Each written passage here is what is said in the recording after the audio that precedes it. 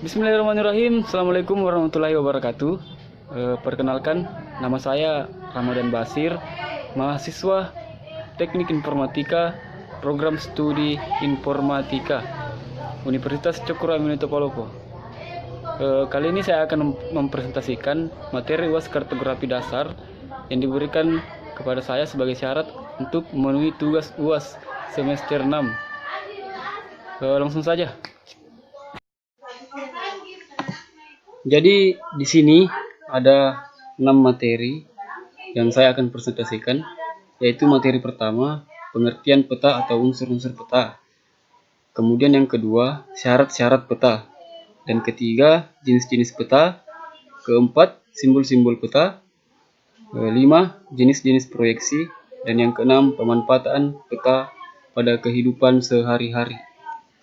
Oke, masuk. Jadi kita ke pengertian peta yang pertama. Jadi, definisi peta dan unsur peta adalah sebuah gambaran permukaan bumi pada bidang datar dengan skala tertentu melalui sebuah sistem proyeksi. Adapun unsur-unsur pada peta yaitu judul peta, legenda, simbol peta, penunjuk arah mata angin, skala peta, lettering, inset, garis astronomis, dan sumber peta dan tahun pembuatan peta. Kemudian adapun syarat-syarat dalam membuat peta, yaitu 1. Kita harus menyiapkan judul peta. Kemudian kedua, legenda. Ketiga, simbol peta. Keempat, penunjuk arah atau mata angin. Kelima, skala peta. Keenam, lettering. Ketujuh, inset. Kedelapan, garis astronomis. Dan kesembilan, sumber peta dan pembuatan peta. Kemudian jenis-jenis peta dibedakan lagi menjadi 4, yaitu yang pertama, peta dunia, yakni peta yang menggambarkan seluruh bentuk yang ada di permukaan bumi ini. Contohnya seperti pada gambar yang muncul. Ini menjangkau seluruh negara-negara yang ada di dunia. Kemudian yang kedua, peta kartografi, yakni peta yang menjelaskan seluruh atau sebagian permukaan dengan skala yang kecil, seperti pada gambar yang muncul. Kemudian yang ketiga, yaitu peta topografi, yakni peta yang menjelaskan permukaan relief bumi dengan garis-garis kontur sebagai penjelasannya, seperti jalan, sungai, dan sebagainya. Seperti pada gambar yang muncul, peta topografi. Ini merupakan negara Indonesia.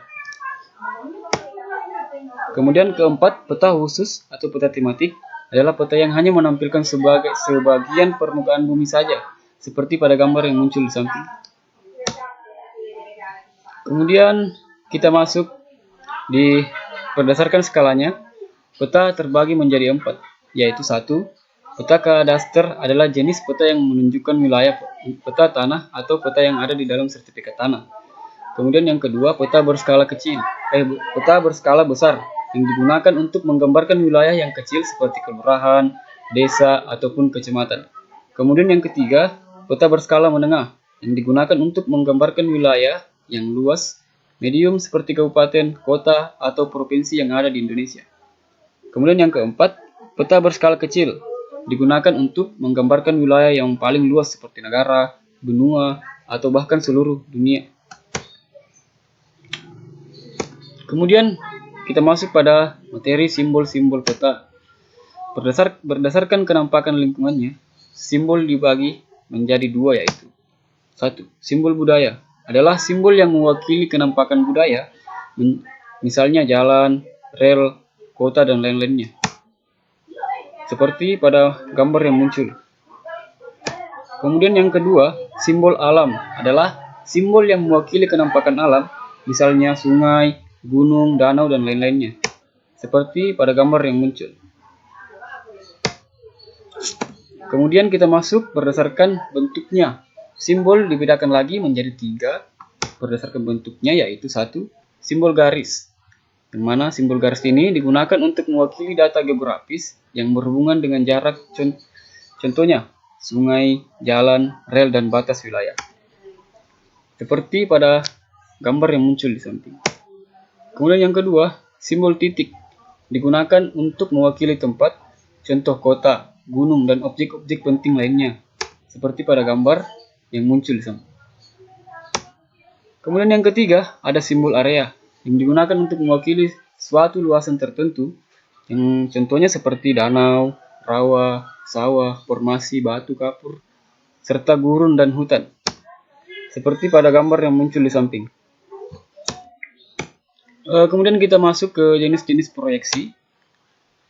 Yang pertama, jenis sinetal atau asimutal, di mana yang digunakan untuk bidang datar sebagai bidang proyeksi.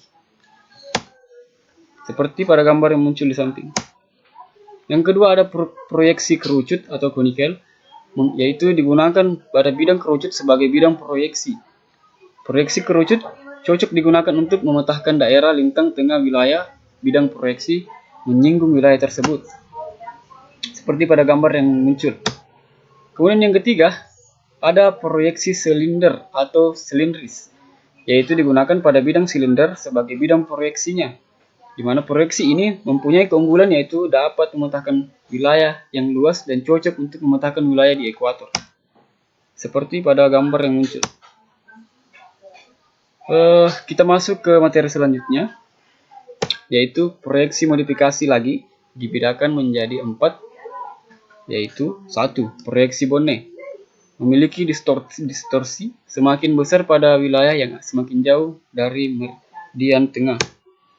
Kemudian yang kedua ada proyeksi Mollweis, menggambarkan wilayah yang semakin mendekati kutub, ukuran luasnya semakin kecil.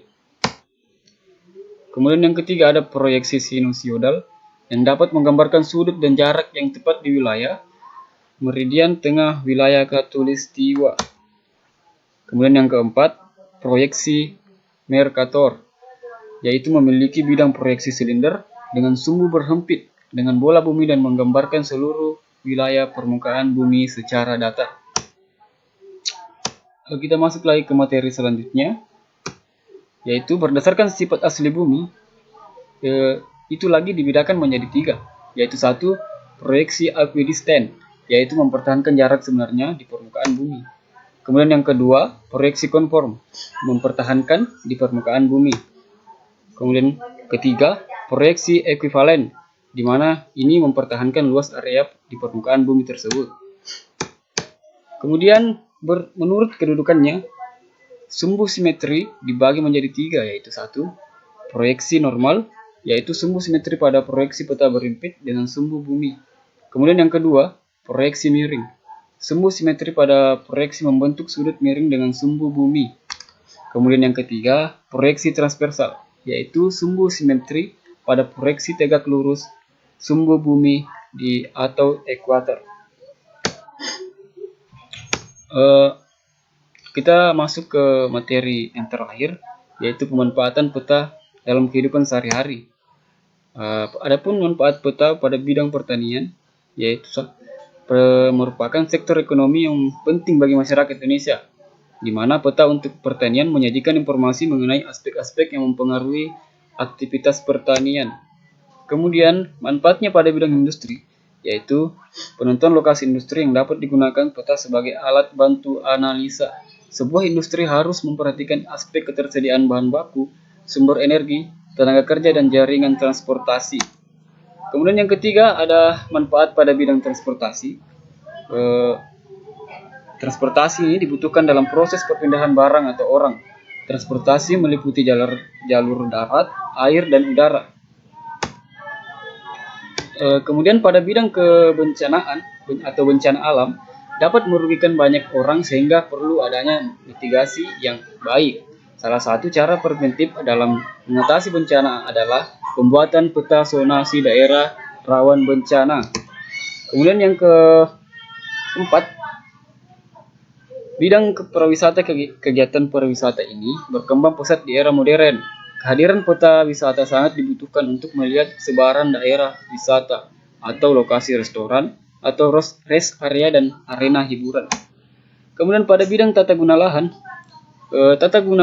berkaitan dengan perencanaan penggunaan lahan dalam satu kawasan.